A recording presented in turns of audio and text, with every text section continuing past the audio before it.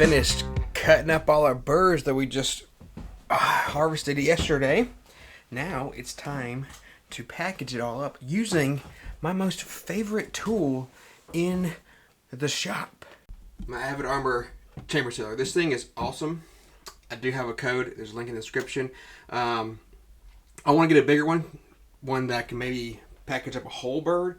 But look at all this. Look at all this beauty right here. So we got just the drumsticks, wings, thighs, breasts, and then down here we have all of our carcasses. So I did choose during the process to leave the necks on because honestly, what I save them for, a lot of people save the necks for broths and stuff like that, the stocks.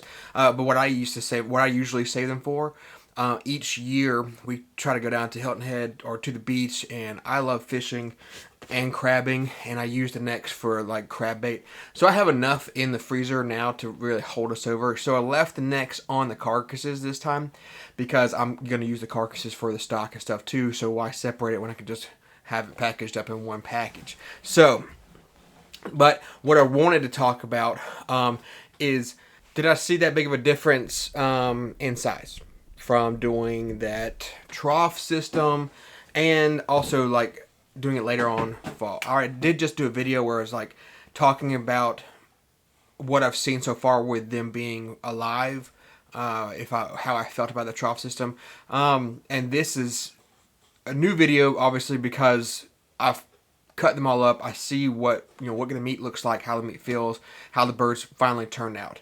Honestly, I didn't see that big of a difference.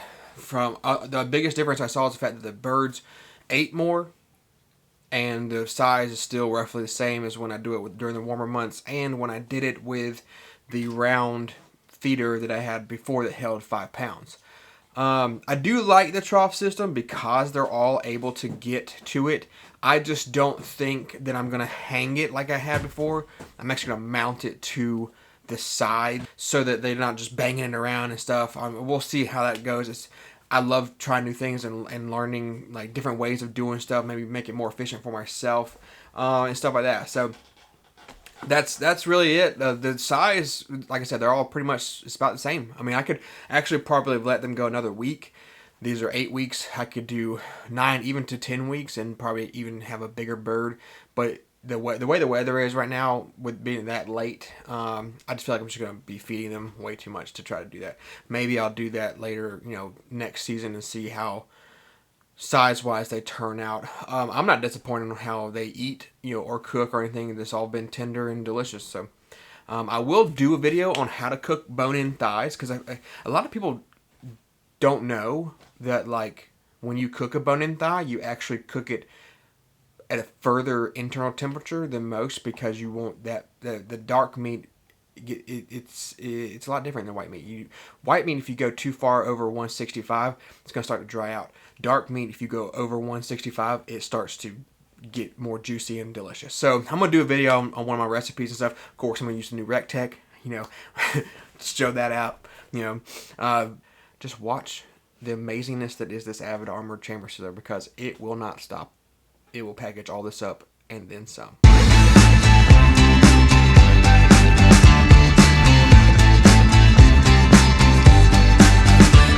Well, that's it.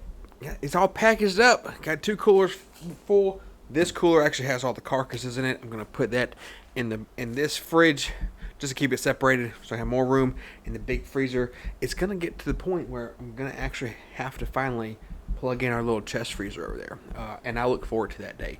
But I mean, just look at that. I was gonna do it. Would you look at that? I just love saying it. It's one of the coolest, funniest videos, whatever. Good stuff right here. I'm excited. Love that good meat. Appreciate you hanging out with us, and we'll see you later.